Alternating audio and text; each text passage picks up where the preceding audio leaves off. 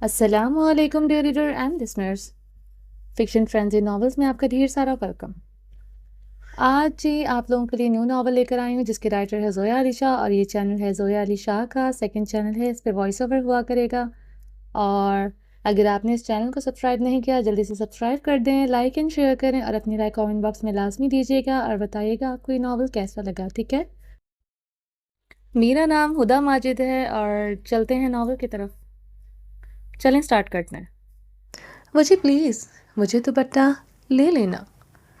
نہیں لینے دوں گا، کیونکہ آج مجھے اپنی بیوی کو بنا دوپٹے کے دیکھنا ہے۔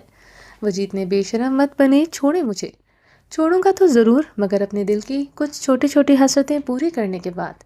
اسے گھما کر دیوار کے ساتھ لگاتے ہوئے پن کر دیا۔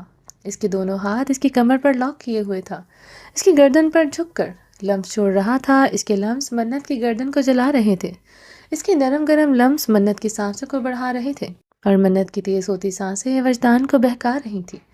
ڈیپ گلے پر اپنے لب رکھتے ہوئے وجدان بہکتا چلا جا رہا تھا۔ منت کی درد سے زوردار سسکی روم میں گونجی تھی۔ وجدان نے ٹیپ گلے کو ایک ہاتھ سے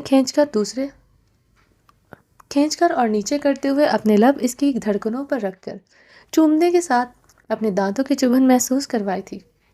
منت کی خوبصورتی سے پاگل کر رہی تھی۔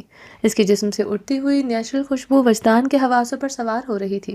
وہ بھی بے قابو سا ہو کر منت کی کمر پر ہاتھ رکھے ہوئے اس کی گردن پر جھکا ہوا تھا۔ اس کے ہاتھ نے کچھ محسوس کیا تو اس کے لب مسکرائے تھے۔ منت کی قمیض کے نیچے زپ لگی ہوئی تھی۔ آپ صحیح سوچ رہے ہیں، وجدان نے زپ کو جھٹکے سے کھول دیا۔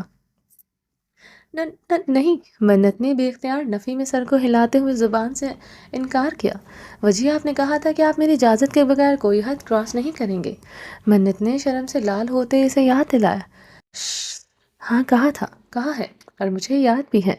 اس وقت چپ کر کے کھڑی رہو، اگر میرے ساتھ نہیں دے سکتی تو کسی یاد دہانی کے لیے تمہاری آواز نہیں آنی چاہیے، خماردار لہجے سے سختی سے بولا۔ وہ پوری طرح سے بہکا ہوا بول رہا تھا۔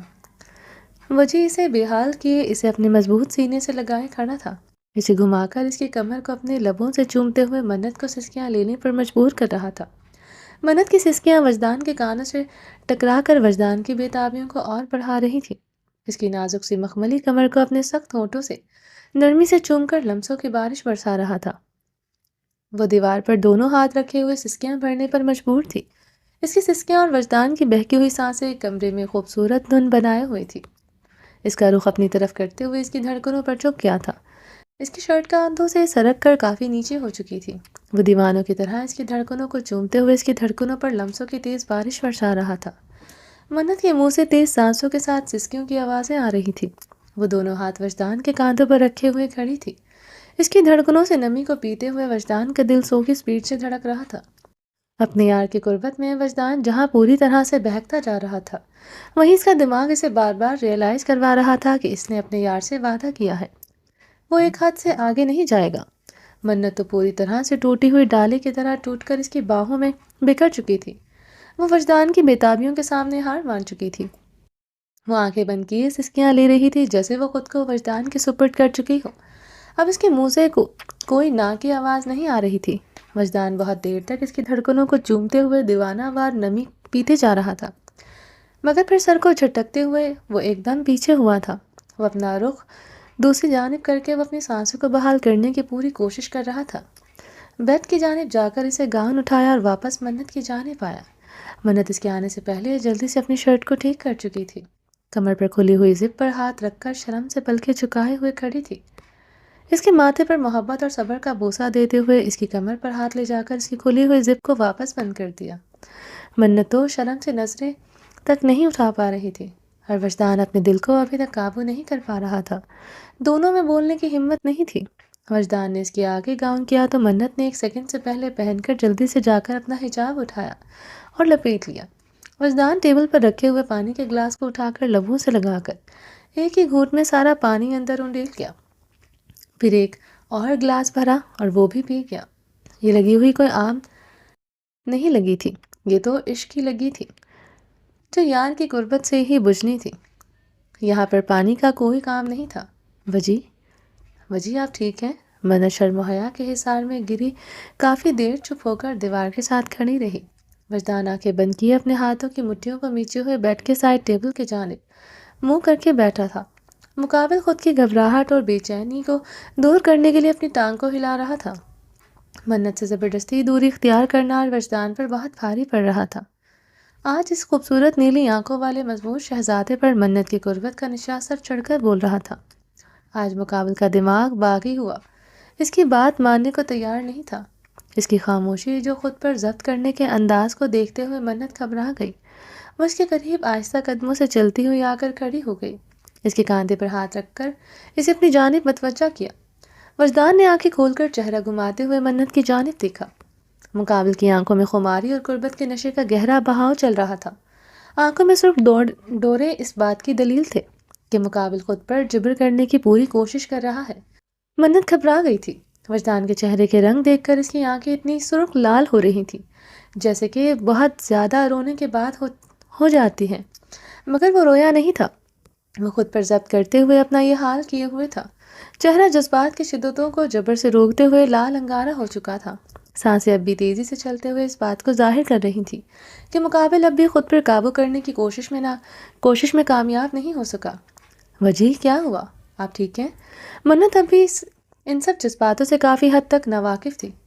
وہ تو سمجھ ہی نہیں پا رہی تھی کہ انہیں اندازہ تھا کہ جب ایک مرد محبت سے اپنی بیوی کے پاس جا کر بھی اس پر اپنی محبت کی نچھاور نہیں کر پاتا تو اس وقت وہ کتنے تکلیف دہ مرحلے سے گزر رہا ہوتا ہے۔ نہیں ہوں میں ٹھیک۔ مقابل تو جیسے اس کے سوال کے انتظار میں ہی تھا۔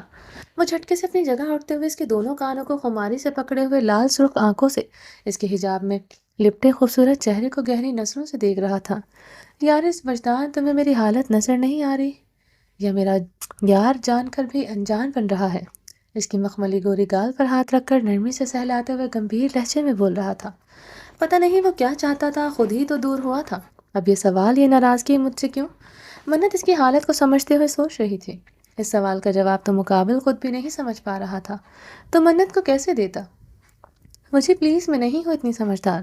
آپ یہ بات ہمیشہ سے جانتے تھے اور اب بھی جانتے ہیں، اس لیے پلیز آپ کو کیا چاہیے، آپ کیسے ٹھیک ہوں گے، مجھے صاف لفظوں میں بتائیں۔ وہ سچ میں بہت پریشان ہو گئی تھی۔ وہ سیدھا اپنے سوالوں کا جواب چاہتی تھی۔ پاگل لڑکی یہ نہیں جانتی تھی کہ سوال کا جواب سن کر خود شرم سے پانی پانی ہو جائے گی۔ تم چاہیے ہو؟ حسرت بھری نظروں سے دیکھتے ہوئے جھک کر اس کے لبوں کو چوم لیا۔ مجھے تمہاری ضرورت ہے۔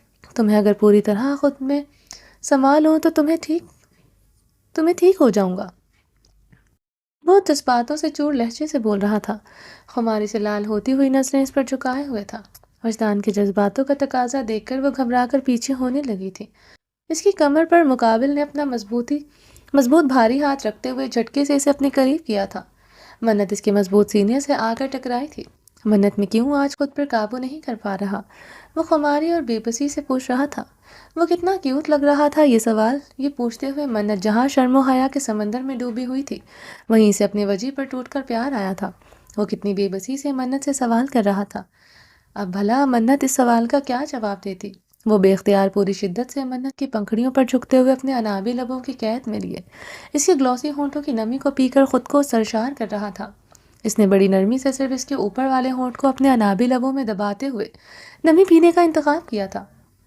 دونوں لبوں کو قید کرنے کی وجہ منت کا سانس رکنا تھا۔ ہمارے خوبصورت شہزادے نے اپنی پیاس مٹانے کے لیے بیچ کا راستہ نکالا تھا، جس سے نہ تو منت کی سانس رک رہی تھی اور نہ ہی وجہ کی محبت میں کوئی رکاوٹ پیدا ہو رہی تھی۔ وہ بار بار پنکھڑیوں کو شدت سے قید کرتے ہوئے نمی کے ہر قطرے کو پی رہا تھا۔ وہ دیوانہ آج اپنے ہر جذباتوں کی لو میں چل رہا تھا۔ اب کی بار منت نے اپنی وجہ کے دل کی حالت کو سمجھتے ہوئے رکاوٹ پیدا نہیں کی تھی۔ اب تو وہ اس کے سانس کی بحالی کے لیے بھی پورا انتظام کیے ہوئے تھا۔ کہاں ملتا ہے آج کے وقت میں ایسا دیوانہ جو اپنی مدہوشیوں میں بھی اپنے یار کی سانسوں کا محافظ بنا کھڑا ہو۔ حلیہ کو جب سے بلاج کے ساتھ اپنے رشتے کے بارے میں پتہ چلا تھا، وہ آگ بگولا ہوئی پھر رہی تھی۔ اس کی ابھی اس تک وجدان اور اذلان سے ساتھ کوئی بات نہیں ہو سکی تھی۔ اسے پورا یقین تھا کہ اس کے بھائی کی اس کی شادی بلاج سے تو کبھی نہیں ہونے دیں گے، اس لیے وہ بہت مطمئن تھی۔ وہ کالج سے باہر نکلی، اسے روز کی طرح سامنے کھڑی ہوئی اپنی گاڑی کہیں نظر نہیں آ رہی تھی۔ وہ کافی دور تک نظریں دوڑا چکی تھی۔ ایسا تو کبھی نہیں ہوا تھا کہ جب وہ باہر نکلے اور کالج گیٹ پر ڈرائیور بابا کھڑے نہ ملے۔ وہ تو ہمیشہ ٹائم سے پہلے ہی آ جایا کرتے تھے۔ حوریہ پریشان ہو کر کالج گیٹ پر کھڑی ادھر ادھر دیکھ رہی تھی، جبکہ پاس ہی لڑکیاں کالج گیٹ سے نکل نکل کر اپنی گاڑیوں میں بیٹھ کر جا رہی تھی۔ اس کے کان کے پاس چٹکی کی آواز نے اسے چونکنے پر مجبور کیا۔ تم؟ حوریہ دبک کر پیچھے پلٹی تو وہ بالکل پیچھے چودھری بلاج کو دیکھ کر پھٹی پھٹی آنکھوں سے چیختے ہوئے بولی تھی۔ بلاج نے بلیک کلر کا کاٹن کا سوٹ پہن رکھا تھا۔ بلاج صرف 2 ہی کلر زیبتن کرتا تھا، بلیک اور براؤن۔ گلے میں سیم بلیک کلر کی شال گلے میں لٹکا رکھی تھی، جو کہ بے حد خوبصورت لگ رہی تھی۔ فل سردیوں کا موسم تھا اور دسمبر کی سرد ہوائیں چل رہی تھی۔ بلیک کلر کے سوٹ میں اس کی کسرتی جسم پر جا کر نظر ٹھہر رہی تھی۔ گھنے ڈارک براؤن بال بے ترتیبی سے ماتھے پر ہمیشہ کی طرح بکھرے ہوئے تھے۔ گھنی مونچھیں، چھوٹی چھوٹی داڑھی جس کو کچھ خاص سیٹ نہیں کیا گیا تھا، مگر اس ہولیے میں بھی اس کی خوبصورتی میں کوئی فرق نہیں آیا تھا۔ روپ دار غسیلا چہرہ لیے وہ اس کے مقابل کھڑا تھا۔ پاؤں میں ہمیشہ کی طرح پشاوری چپل پہن رکھی تھی۔ قمیض کے بازو ہمیشہ کی طرح کوہنیوں تک فولڈ کر رکھے تھے۔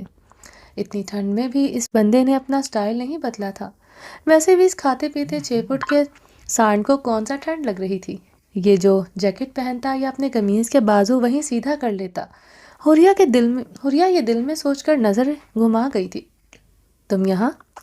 بڑا ہی فضول سوال ہے، جب نظر آ رہا ہے کہ میں یہاں ہوں تو پوچھنے کا مقصد؟ ہمیشہ کی طرح بلاج اور حوریہ کا آمنا سامنا ہوا، اور یہ لوگ آپس میں منہ ماری نہ کریں ایسا ہو ہی نہیں سکتا تھا۔ میرے پوچھنے کا مطلب ہے کہ تم یہاں کیوں آئے ہو؟ حوریہ نے اپنی خوبصورت چھوٹی سی ناک کو سکوڑتے ہوئے کہا، جو اس وقت حجاب میں لپٹی ہوئی بے حد خوبصورت لگ رہی تھی۔ لیڈی ڈیانا کو لینے آیا ہوں۔ He very funny. وہ مر چکی ہے اور اسے ابھی اپنے ساتھ لے جانے کے لیے تمہیں بھی مرنا پڑے گا۔ اگر وہ بلاج تھا جس کی کھوپڑی ہمیشہ الٹی چلتی تھی، وہ بھی تو 2 شہزادوں کی اکلوتی بد دماغ بہن تھی۔ اسے بھی لوگ حوریہ ورک کہتے تھے۔ اس نے بھی ویسا ٹیڑھا جواب ہی دیا تھا، زبان کو لگام دو، اگر میرا بس چلا تو تمہاری یہ کینچی کی طرح چلتی زبان کو کاٹ دوں گا اور اس کے ٹکڑے کر کے آوارہ کتوں کے آگے ڈال دوں۔ اپنی توہین پر بلاج کی آنکھوں میں خون اتر آیا تھا۔ اسے کہاں برداشت تھا کہ کوئی اسے بد زبانی کرے، مگر یہ لڑکی جب بھی اس کے سامنے آتی تھی اس طرح اس کا مقابلہ کرتے ہوئے آنکھوں میں آنکھیں ڈال کر بلاج کو تیش دلاتی تھی۔ میرا بس چلے تو کہیں سے تمہارے لیے اچھا سا دماغ لے کر آؤں اور تمہارے اندر فٹ کر دوں، کیونکہ تمہارے پہلے والے دماغ کے اندر صرف بھوسا بھرا ہوا ہے جس کا کوئی فائدہ نہیں۔ وہ اپنی بکس کو اپنے سینے سے لگائے ہوئے نڈر انداز میں اس کی ہر بات کا الٹا ہی جواب دے رہی تھی۔ بہت دھیمے لہجے میں یہاں پر بم باری ہو رہی تھی۔ حوریہ میرا دماغ مت خراب کرو، جو چیز تمہارے پاس ہے ہی نہیں، وہ خراب کیسے کر سکتی ہو؟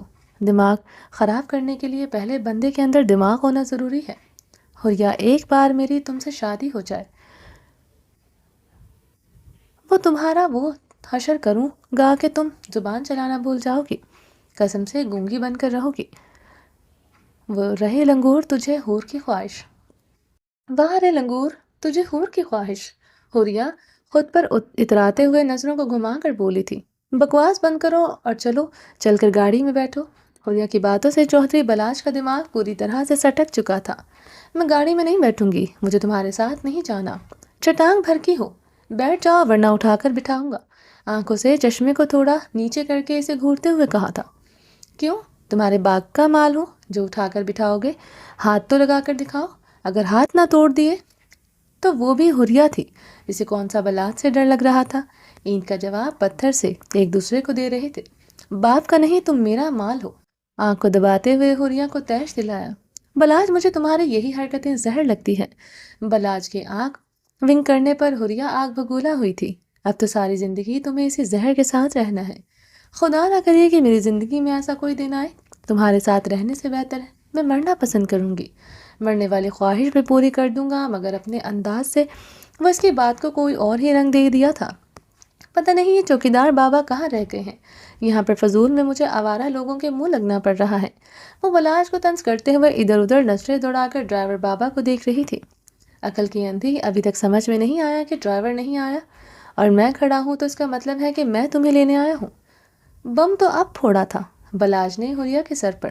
مطلب؟ وہ حیرانی سے دیکھتے ہوئے بولی تھی۔ اس کا مطلب بھی میں تمہیں سمجھاؤں؟ فضول میں تمہارا باپ اور بھائی تم پر پیسے خرچ کر رہے ہیں، تمہیں تو اتنی صاف بات کا مطلب سمجھ نہیں آ رہا۔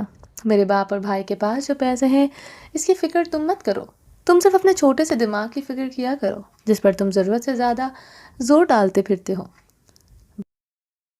وہ بند ہو جاتا ہے، تمہارا دماغ تو پہلے ہی کسی کام کا نہیں، اوپر سے جب وہ بند ہو جاتا ہے تو پھر تم عجیب و غریب حرکتیں شروع کر دیتے ہو۔ پلیز آس پاس کے عوام کا خیال کرو بلاج، جو تمہاری بے تکی حرکتیں دیکھ کر ڈر جاتی ہیں۔ وہ بلاج پر اپنی لفظوں کے بم پھینکتے ہوئے غصے سے اس سے دور جا رہی تھی۔ ماں نے تمہیں لینے کے لیے بھیجا ہے اور تمہاری ماں سے اجازت بھی لے رکھی ہے، اس لیے تمہارا ڈرائیور نہیں آیا تمہیں لینے کے لیے۔ اس سے زیادہ میں صفائی نہیں دوں گا۔ وہ غراتے ہوئے 2 ہی قدموں میں اس کے قریب جا کر آنکھوں سے چشمہ اتار کر اپنی ڈارک براؤن گہری آنکھوں سے گھورتے ہوئے اسے بتا رہا تھا، میں گھر فون کر دیتی ہوں اور ڈرائیور آ جائے گا، میں تمہارے ساتھ ہرگز نہیں جاؤں گی۔ وہ آنکھیں دکھاتے ہوئے بول کر آگے آگے چل رہی تھی۔ حریہ، حریہ، سڑک پر تماشا مت کھڑا کرو، چل کر گاڑی میں بیٹھو، مجھے تماشا کرنے کی کوئی ضرورت نہیں ہے، میں تمہیں 2 ٹوک جواب دے چکی ہوں، میں تمہارے ساتھ ہرگز نہیں جاؤں گی۔ حریہ چلتے چلتے ساتھ میں آنکھ دکھاتے ہوئے بولی تھی۔ بلاج پر چڑھے غصے میں حریہ یہ بھی بھول چکی تھی کہ یہ کیوں وہ چلتے ہوئے فضول میں کالج سے دور جا رہی تھی، حالانکہ ڈرائیور کو اگر فون کرتی تو وہ یہاں پر ہی آ جاتا۔ وہ اپنے موبائل پر نمبر ڈائل کرتے ہوئے ڈرائیور کو بلانے کی لگی تھی کہ مقابل نے اس کے ہاتھ سے فون جھپٹ کر چھین لیا۔ یہ کیا بدتمیزی ہے، اپنی حد میں رہا کرو، تم یہ حدیں مجھ سے مت سکھایا کرو، حدودیں مجھے مت سکھایا کرو، تمیز سے کہہ رہا ہوں چل کر گاڑی میں بیٹھو، ورنہ اب کی بار یہ موقع نہیں دوں گا، چل کر اپنے قدموں پر جاؤ، تم میرے ساتھ زور زبردستی نہیں کر سکتے۔ بلاج کی ڈارک براؤن گہری آنکھوں میں حریہ نے غصے کی شدت دیکھی تو حریہ کا دل اندر سے لرز گیا تھا۔ ڈر سے حریہ کے لہجے میں کپکپاہٹ آئی تھی جس کو بلاج نے بخوبی نوٹ کیا تھا۔ بلاج چودھری کیا کیا کیا کر سکتا ہے، ایک تو ہو جانی تم سوچ بھی نہیں سکتی۔ بلاج نے اپنی گھنی ڈارک براؤن مونچھوں کو تاؤ دیتے ہوئے اپنے لبوں پر طنزیہ مسکراہٹ سجائی۔ تم ایسے آنکھیں دکھا کر مجھے ڈرا نہیں سکتے، میں پھوپھو جان کی بات سن لوں گی شام میں ڈرائیور بابا کے ساتھ آ کر، مگر میں تمہارے ساتھ نہیں جاؤں گی۔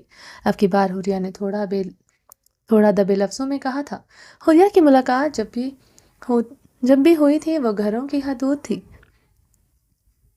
جس کی وجہ سے حریہ بلاج کی آنکھوں میں آنکھیں ڈال کر بات کرتی تھی، پھر چاہے وہ اس کی پھپھو کا گھر ہو یا پھر اس کا اپنا۔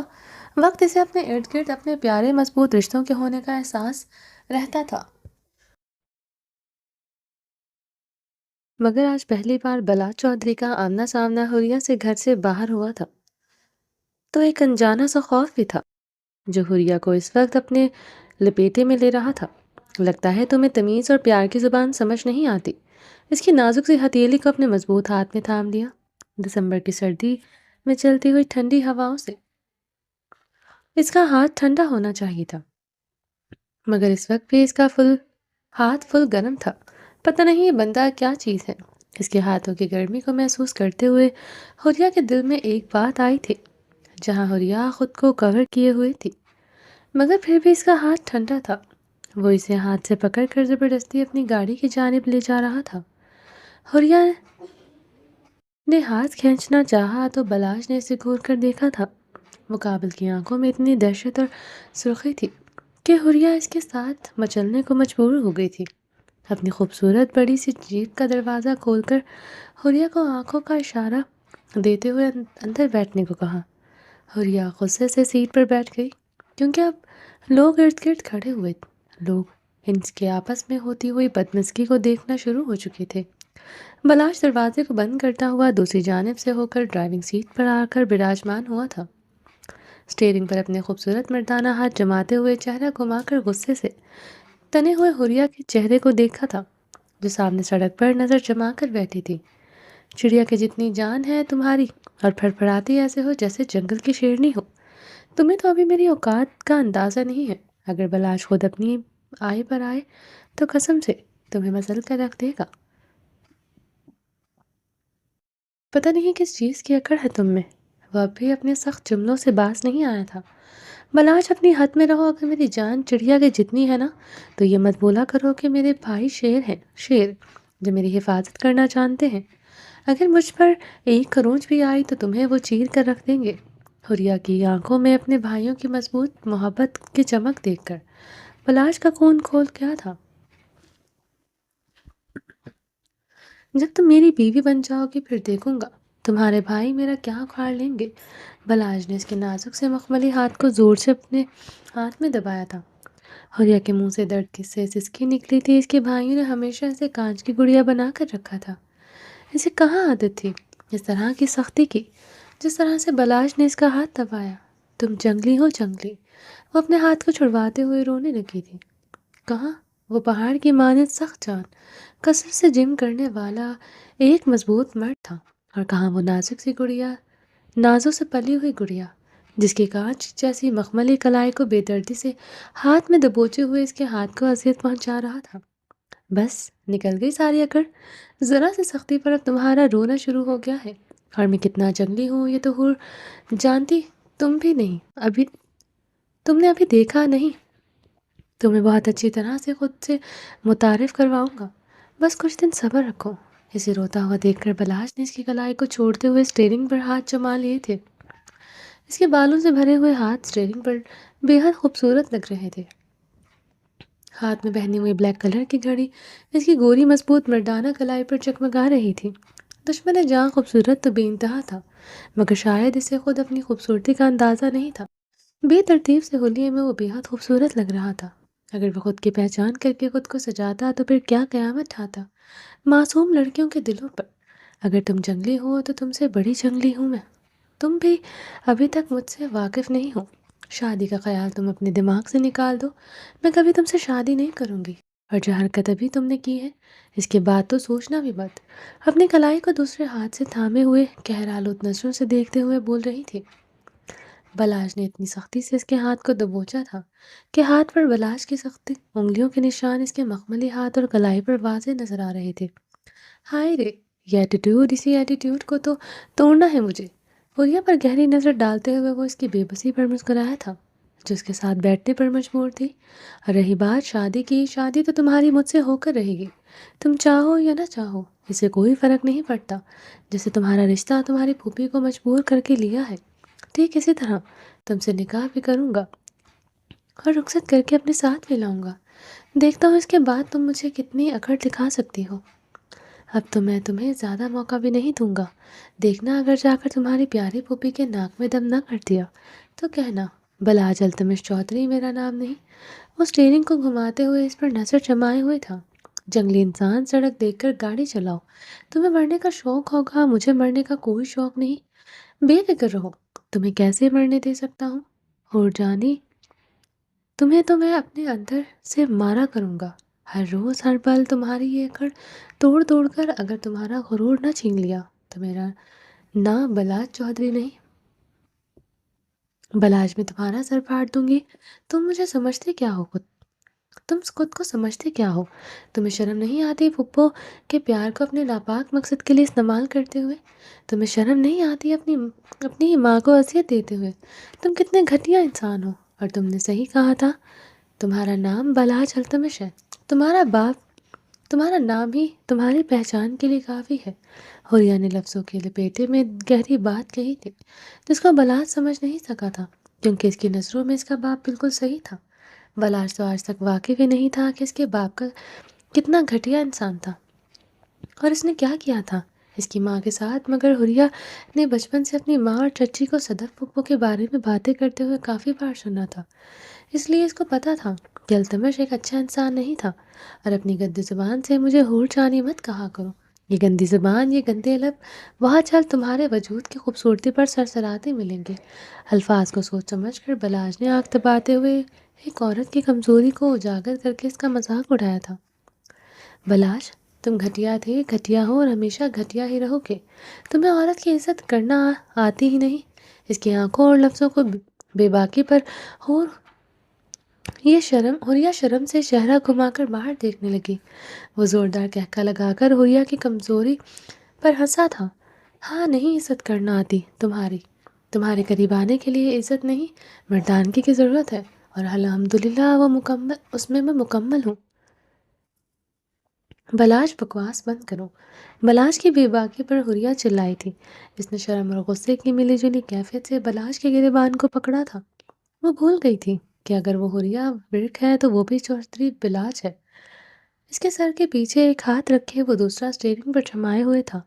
چلتی گاڑی میں حریہ پنکھڑیوں پر لپ رکھ کر اسے قید کرتے ہوئے گہرا لمس اس کے لبوں پر چھوڑا تو حریہ گھبرا کر جھٹکے سے پیچھے ہوئی اور جا کر شیشے سے ٹکرائی تھی۔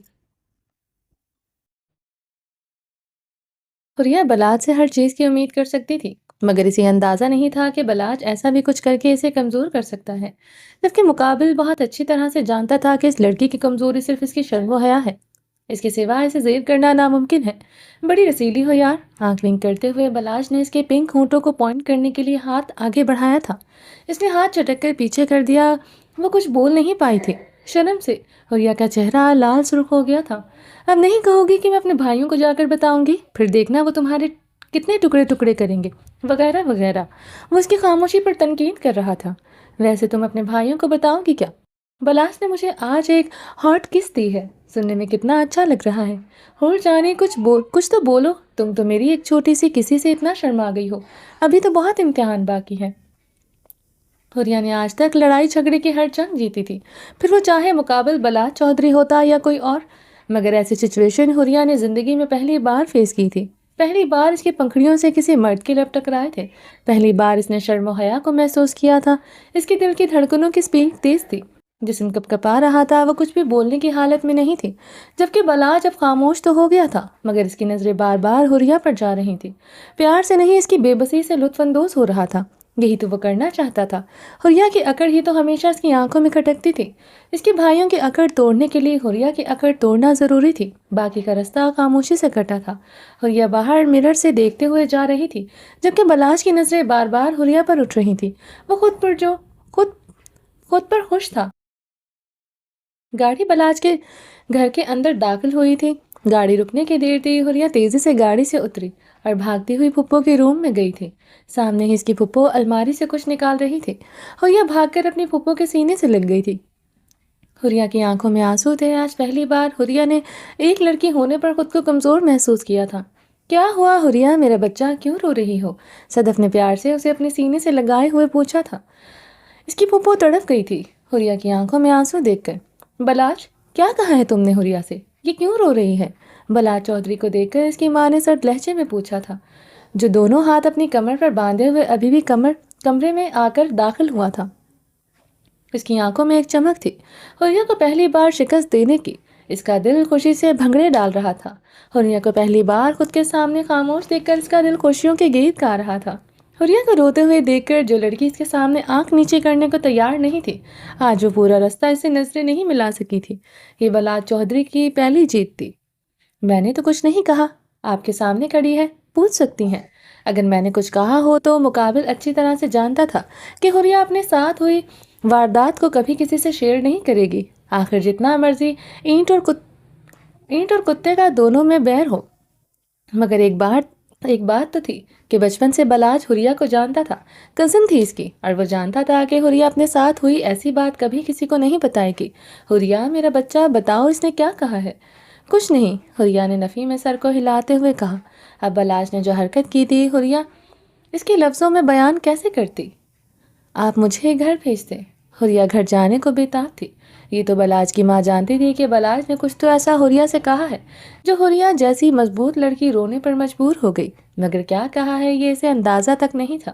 میں ابھی تھوڑی دیر تک خود اپنی بیٹی کو چھوڑ کر آؤں گی۔ میں نے تمہیں اس لیے بلایا ہے کہ میں کچھ دیر اپنی بیٹی کے ساتھ رہ سکوں۔ کیا میری بیٹی اپنی پھپھو کے ساتھ نہیں رہنا چاہتی؟ اس کی پھپھو کی آواز میں اتنی اپنائیت اور محبت تھی کہ حریہ انکار نہیں کر پائی تھی۔ کچھ دیر بعد زمل بھی روم میں آ گئی تھی۔ بلاج حریہ کی بے بسی دیکھ کر لطف اندوز ہوتا ہوا وہاں سے جا چکا تھا۔ وہ جانتا تھا کہ حریہ کچھ بھی نہیں بتائے گی۔ اسے یقین تھا کہ حریہ اپنی کمزوری کسی کو نہیں بتا سکتی اور اس کی پھپھو کی محبت اسے یہاں سے جانے نہیں دے گی، اس لیے وہ مطمئن سا ہو کر اپنے روم میں چلا گیا۔ زمل اور اس کی پھپھو اس کے پاس بیٹھی ہوئی تھی، اس کے لیے بہت ساری شاپنگ کر کے لائی تھی، وہ دکھا رہی تھی۔ حریہ کے ایک الگ سی کشمکش میں تھی، جہاں اس کی پھپھو اور زمل اس کی بے انتہا محبت تھی۔ دونوں حریہ کو اپنے گھر کی بہو بنانے کے لیے بےتاب تھی۔ وہ کتنے پیار سے سب چیزیں دکھا رہی تھی، وہیں حریہ کیسے بتاتی کہ وہ تو بلاج کے ساتھ چند سیکنڈ نہیں گزار سکتی، پوری زندگی کیسے گزارے گی؟ ایک عجیب سی سچویشن تھی یہ۔ حریہ بظاہر تو لبوں سے مسکرا رہی تھی، مگر دل میں اس رشتے سے انکار کرنے کا جذبہ زور پکڑے ہوئے تھا۔ وجدان بھائی، آپ مجھ سے بات مجھے آپ سے بات کرنی ہے۔ وجدان اپنے روم میں بیٹھا ہوا اپنی اسٹڈی ٹیبل پر لیپ ٹاپ رکھے ہوئے اپنا کام کر رہا تھا جب حریہ روم کے اندر طوفان کی طرح داخل ہوئی تھی۔ اپنی گھومنے والی کرسی کو موڑتے ہوئے وجدان نے اپنا رخ حریہ کی جانب کیا تھا۔ میرا بیٹا، یہ آندھی طوفان کیوں بنا ہوا ہے؟ وہ مسکراتے ہوئے اپنی جگہ سے اٹھ کر حریہ کے مقابل جا کر کھڑا ہوا تھا، جو غصے سے کمرے کے بیچ میں آ کر کھڑی ہو گئی تھی۔ وجدان بھائی، آپ نے کیا سوچ کر میرا رشتہ اس بیوقوف اکڑو بد دماغ کم عقل انسان سے طے کیا ہے؟ بھائیوں کی محبت کے مان سے بھری ہوئی حریہ نے دل کھول کر بلاج کی برائی کی تھی۔ ریلیکس ریلیکس، پہلے آرام سے بیٹھو، پھر بات کرتے ہیں۔ اسے اتنے غصے میں دیکھ کر وجدان کو اپنی بہن کے غصے کی نوعیت سمجھ اب میں آ رہی تھی۔ مجھے نہ بیٹھنا ہے اور نہ ریلیکس ہو کر بات کرنی ہے، بس آپ اس سے رشتے کو ختم کر دیں۔ مجھے پوری دنیا میں کسی کے ساتھ بھی آپ میرا رشتہ طے کر دیں، مگر مجھے وہ شخص زہر لگتا ہے، اور یہ بات بھائی آپ ہمیشہ سے جانتے تھے، تو پھر کیا آپ لوگ میرے صبر کا امتحان لے رہے ہو؟ وہ غصے سے بولتی چلی جا رہی تھی۔ وجدان نے پیار سے اس کے کندھے پر ہاتھ رکھ کر کسی پیاری چھوٹی بیٹی کی طرح اسے صوفے پر بٹھایا تھا۔ سائڈ ٹیبل پر رکھے ہوئے جگ سے پانی لا کر اپنی بہن کے آگے کرتے ہوئے آنکھوں سے پینے کا اشارہ کیا۔ حریہ نے لال سرخ ہوتی آنکھوں سے اپنے بھائی وجدان کی جانب دیکھا تھا۔ وہ کیسے بتاتی کہ اس شخص نے آج کیا حرکت کی ہے؟ ایسا نہیں تھا کہ اسے اپنے بھائیوں پر یقین نہیں تھا۔ جانتی تھی اگر بتا دے گی تو وہ اس کے ٹکڑے کرنے میں بھی پیچھے نہیں ہٹیں گے، مگر یہ بھی جانتی تھی کہ بھائیوں کے مقابل میں جو شخص ہے وہ بھی طاقت میں ان سے کم نہیں، اس لیے وہ دشمنی کو نہیں بڑھانا چاہتی تھی۔ پہلے ہی جانتی تھی کہ بلاج اور اس کے بھائیوں کے بچپن سے ہی آپس میں بنتی نہیں ہے، اور دشمنی کو مزید بڑھا کر وہ اپنی پیاری پھپھو جان کے دل آزاری نہیں کرنا چاہتی تھی۔ حریہ بیٹا، پانی پیو، اس کے بعد میں اپنے بچے کی آرام سے بیٹھ کر بات سنوں گا۔ حریہ نے پانی کا گلاس لبوں سے لگا کر چند گھونٹ لیے تھے اور پھر اپنے بھائی کے ہاتھ میں واپس تھما دیا۔ جس چودھری وجدان رگ سے، اس روبدار پرسنالٹی سے، اس کے انداز سے لوگ دبتے تھے، ڈرتے تھے، وہیں اس کی لاڈلی بہن اس کے ہاتھ میں گلاس تھما چکی تھی تاکہ وہ اسے واپس رکھ کر آئے، اور رکھنے کیا گیا بھی، کیونکہ اپنی بہن کے لیے اس کی محبت اتنی زیادہ تھی کہ وہ اپنی بہن کا نوکر بھی بن سکتا تھا۔ بچپن سے اس کی ہر چھوٹی سے چھوٹی خواہش وجدان اور اذلان نے کبھی رد نہیں کیا تھا۔ حریہ کو بہن نہیں بیٹیوں کی طرح سمجھتے تھے۔ بھائی، آپ پوچھیں کہ میں کیا چاہتی ہوں؟ وجدان، جو خاموشی سے اس کے پاس ٹانگ پر ٹانگ رکھے ہوئے بیٹھ گیا تھا، اب وہ چاہتی تھی کہ وہ اس سے سوال کرے۔ جی بتائیے، کیا حکم ہے میرے لیے؟ وہ ماحول کو لائٹ کرنے کے لیے ہلکا سا مسکرایا تھا۔ بھائی، آپ کیسے ہنس سکتے ہیں؟ مجھے غصہ آ رہا ہے۔ وہ معصوم سا چہرہ بنائے ہوئے ناراض ہو گئی تھی۔ میرا بیٹا ہنس نہیں رہا، بس غلطی سے میرے لبوں سے یہ گستاخی ہو گئی، آئندہ نہیں ہوگی۔ بتاؤ میرا بیٹا کیا چاہتا ہے؟ وہ اپنے ہونٹوں پر انگلی رکھ کر دوبارہ نہ ہنسنے کا وعدہ کر رہا تھا۔ بھائی، آپ بلا سے میرا رشتہ ختم کروائیں۔ کیسے کروانا ہے مجھے نہیں پتا، وہ دو ٹوک بولی تھی۔ حریہ بیٹا، مجھے بھی بلاش تمہارے لیے پسند نہیں ہے۔ میں نے بابا سے بات کی تھی، مگر حریہ، یہ بابا کا فیصلہ ہے اور وہ اپنی بہن کو روتے ہوئے نہیں دیکھ سکتے۔ تو بھائی، کیا آپ اپنی بہن سے پیار نہیں کرتے؟ آپ مجھے روتا ہوا دیکھ سکتے ہیں۔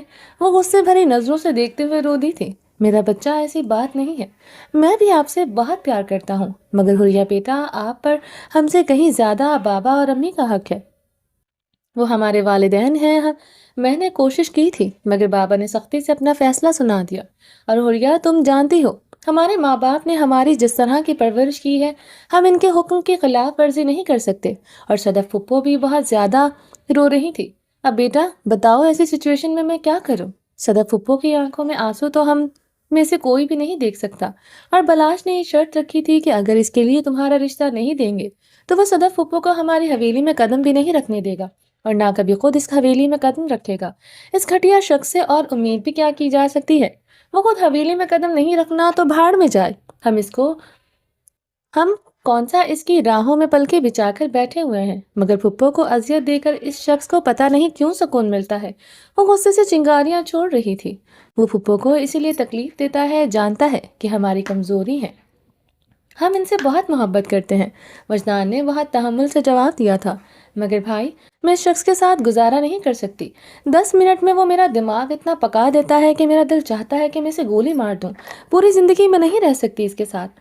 آپ ایک بار پھر سے بابا سے بات کریں۔ حریہ، بابا سے دوبارہ بات نہیں ہو سکتی۔ بابا بہت زیادہ ناراض ہو گئے تھے اس دن میرے ساتھ۔ ان کو لگتا ہے کہ اب میں اتنا بڑا ہو گیا ہوں کہ میں ان کے فیصلوں کی عزت نہیں کرتا۔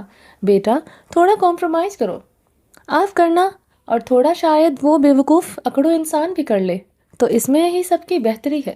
بھائی مجھے آپ سے یہ امید نہیں تھی۔ حوریہ ناراض ہو کر جھٹکے سے اپنی جگہ سے اٹھ کر چلی گئی تھی۔ وجدان آوازیں دیتا رہ گیا مگر وہ نہیں پلٹی۔ وہ جانتا تھا یہ جواب اس کو بہت چبھا ہے۔ اسے اپنے بھائی سے ایسی امید نہیں تھی۔ وہ جانتی تھی کہ کوئی اس کے ساتھ نہ ہو مگر اس کا بھائی وجدان ضرور ہوگا۔ مگر یہ اس کی سوچ کے برعکس ہوا تو اسے تکلیف ہونی تھی۔ مگر بیچارہ وجدان کیسے بتاتا کہ اس نے کتنی کوشش کی ہے اس دن کے بعد، کتنی بار اپنے بابا سے بات کی، مگر ہر بات پر رزلٹ زیرو آیا تھا۔ آج پہلی بار ایسا ہوا تھا کہ حوریہ نے اپنے بھائی سے کچھ کہنے آئی تھی اور وجدان نے انکار کیا۔ حوریہ زندگی میں پہلی بار وجدان کے پاس سے روتی ہوئی آئی تھی اور روتی ہوئی واپس گئی تھی۔ یہ بات چودھری وجدان ورک کے لیے بھی آسان نہیں تھی۔ اس کے دل میں درد کی ایک ٹیس اٹھی تھی یہ سوچ کر کہ وہ اپنی بہن کی نسلوں میں گرا ہے۔ آج اس کی بہن کا مان ٹوٹا ہے۔ آج دو لوگوں کے مان میں سے کسی ایک کو چننا لازمی ہو گیا تھا۔ ایک طرف بابا کا تھا اور دوسری طرف حوریہ۔ تو بابا کا مان بچا لیا گیا اور حوریہ کا مان ٹوٹ گیا تھا۔ وجدان اس وقت بہت تکلیف کے دور سے گزرتے ہوئے بیٹھا تھا۔ حوریہ میرا بچہ رو رہا ہے، کیا ہوا ہے؟ ازلان جو سیڑھیوں سے نیچے بھاگتا ہوا اتر کر کچن کی جانب جا رہا تھا۔ ازلان کا کچھ کھانے کا موڈ ہو رہا تھا۔ ازلان بھوک کا بہت کچا تھا۔ اسے جب بھوک لگتی تو وہ اسے فوراً اپنی ماں کے ہاتھ کا بنا ہوا کچھ مزیدار اور چٹپٹا چاہیے تھا۔ تیزی سے کچن کی جانب جاتے ہوئے ازلان کی نظر باہر ٹی وی لاؤنج میں رکھے ہوئے صوفوں پر پڑی جہاں گھٹنوں میں سر دیے ہوئے بیٹھی ہوئی حوریہ سسکیوں سے رو رہی تھی۔ ازلان کا دل تو جیسے تڑپ کر باہر آ گیا۔ اس کی لاڈلی پیاری بہن جس کی آنکھوں میں وہ ایک آنسو بھی برداشت نہیں کر سکتا تھا، وہ اونچی آواز میں ہچکیوں سے رو رہی تھی۔ اسے ایک سیکنڈ نہیں لگا یہ جاننے میں کہ وہ حوریہ ہی تھی۔ حالانکہ لائٹ کافی مدھم تھی، شاید اس نے جان بوجھ کر بڑی لائٹس آف کر رکھی تھی۔ وہ حوریہ کے پاس ہی جا کر بیٹھ گیا۔ حوریہ نے رو رو کر اپنا چہرہ آنسوؤں سے بھگو رکھا تھا۔ حوریہ میرا پیارا بیٹا کیوں رو رہا ہے؟ وہ حوریہ کے کندھے پر ہاتھ رکھتے ہوئے اپنے ساتھ لگا کر بیٹھ گیا۔ ازلان کا چہرہ دیکھنے لائق تھا۔ وہ اپنی بہن کے آنسو دیکھ کر کتنا بے چین ہو گیا تھا۔ کتنی پیاری ہوتی ہے یہ محبت جو ایک بھائی اور بہن کے بیچ میں ہوتی ہے۔ ایک طرف وجدان اپنے روم میں بیٹھا ہوا اپنی بہن کے لیے تڑپ رہا تھا۔ وجدان سخت اور کڑے فیصلے لینے والا انسان تھا۔ اس نے وہ فیصلہ لے لیا کیونکہ وہ اپنے بابا کے فیصلے کو رد نہیں کر سکتا تھا۔ دوسری طرف ازلان تھا جو اپنی بہن کو دیکھ کر تڑپ رہا تھا۔ مجھے آپ سے کوئی بات نہیں، وہ گھٹنوں سے سر کو اٹھاتے ہوئے چیخی تھی، مگر کیوں بات نہیں کرنی؟ پہلے میرا بچہ میرا جرم تو بتاؤ۔ وہ پیار سے بولا، کیا فائدہ ہے بتانے کا؟ آپ بھی وجدان بھائی کی طرح انکار کر دیں گے، کہیں گے کہ آپ مجبور ہیں، آپ کچھ کر نہیں سکتے، آپ بابا کے سامنے بول نہیں سکتے کیونکہ آپ دونوں کو اچھے بیٹے ثابت ہونا ہے۔ حوریہ کا کیا ہے؟ حوریہ کو باندھ دو اس اکڑ کے مارے ہوئے بلاش کے گلے میں، مرتی رہوں، سڑتی رہوں، آپ لوگوں کی جان چھوٹ جائے گی۔ آپ لوگ مجھے اپنے ہاتھوں سے مار کیوں نہیں دیتے؟ جان چھوٹ جائے گی۔ وہ بہت تنگ آ گئے ہیں نا آپ مجھ سے؟ حوریہ پاگلوں کی طرح روتی ہوئی بولے جا رہی تھی۔ ازلان کو سمجھ میں آ گیا تھا حوریہ کس بات پر اتنا ناراض ہے۔ ازلان کو اندازہ تو تھا کہ جب حوریہ کو اس رشتے کے بارے میں پتہ چلے گا تو حوریہ بہت واویلا مچائے گی، مگر وہ اس انداز سے رویے کی اور ایسا کچھ کہے گی اس کا اسے اندازہ نہیں تھا۔ بولے، چپ کیوں ہو گئے ہیں؟ نہیں ہے نا آپ کے پاس میری باتوں کا جواب؟ ازلان نے آج سے پہلے خود کو کبھی اتنا بے بس اور مجبور نہیں سمجھا تھا۔ حوریہ غلط بھی تو نہیں کہہ رہی تھی۔ ازلان کے پاس کوئی جواب نہیں تھا۔ یہ سچ تھا کہ وہ اپنے بابا کے خلاف نہیں جا سکتا تھا، مگر یہ بھی سچ تھا کہ بلاج کے رحم و کرم پر حوریہ کو نہیں چھوڑ سکتا تھا۔ ازلان کے پاس اس وقت کوئی جواب نہیں تھا تو حوریہ رو رو کر بے یقینی سے اسے دیکھتے ہوئے بولے جا رہی تھی۔ وہ خاموشی سے سن رہا تھا۔ بھائی میں آپ دونوں سے ناراض ہوں، میں آپ دونوں سے کبھی بات نہیں کروں گی، آپ لوگ بالکل اچھے بھائی نہیں ہیں۔ وہ روتے ہوئے وہاں سے اٹھ کر جانے لگی جب ازلان نے اس کا ہاتھ پکڑ کر اسے روکا تھا۔ حوریہ بیٹا، میں یہ رشتہ تو نہیں توڑوا سکتا، مگر ایک وعدہ ہے میرا تم سے کہ میں تمہاری سیکیورٹی کا اتنا مضبوط بندوبست کروں گا کہ وہ اکڑو کبھی میری بہن کو کوئی تکلیف نہیں دے سکے گا۔ اس بات کا میں تم سے وعدہ کرتا ہوں۔ حوریہ اپنا ہاتھ چھڑا کر جا چکی تھی۔ اسے اس وقت کسی وعدے کسی قسم پر کوئی یقین نہیں تھا۔ بلاج بیٹا، ہر کام میں جلد بازی اچھی نہیں ہوتی۔ اب حوریہ کا رشتہ تم سے منسلک ہو چکا ہے تو ان کو کچھ وقت دو، اس کے بعد تمہاری شادی دھوم دھام سے کریں گے۔ वकास चौधरी ने बलाज को बड़े प्यार से कहा था। मुझे ना तो आपकी राय की ज़रूरत है ना आपके मशवरे की। मैं अपनी माँ से बात कर रहा हूँ और बेहतर होगा आप मेरे मामलात में मत गुस्सा करें। बलाज ने बदतमीज़ी से इनको शट अप करवा दिया था। बस करो बलाज, उन्होंने ऐसा भी क्या गलत कह दिया है? कभी तो रिश्ते और उम्र का लिहाज करके बात किया करो। सदफ को बहुत बुरा लगा था वकास से बलाज का इस तरह से बोलना। हाय रे, कितनी तकलीफ होती है आपको इस शख्स की। ज़रा सा जुमला मैंने इनको बोला नहीं और आप दर्द से बिलबिला उठती हैं। क्या कमाल मोहब्बत है ना आप दोनों की। बलाज का लहजा सर्द और गुस्सीला हो चुका था। सदफ तुम खामोश रहो, ये हम बाप बेटे का मसला है, तुम बीच में मत पड़ा करो। वकास ने बड़ी नरमी से सदफ को खामोश करवाया। नहीं नहीं, ऐसी खुशफहमी मत पालो, ना तो आप मेरे बाप हैं ना मैं आपका बेटा। आप मेरी माँ के शौहर हैं और मैं अपनी माँ का बेटा। आपका और मेरा सिर्फ यही रिश्ता है कि बलाज अपनी शाल को झटकाकर उठकर खड़ा हुआ था, जो कुछ देर पहले अपनी माँ के सामने सोफे पर बैठा हुआ था, हुरिया से शादी का मुतालबा कर रहा था।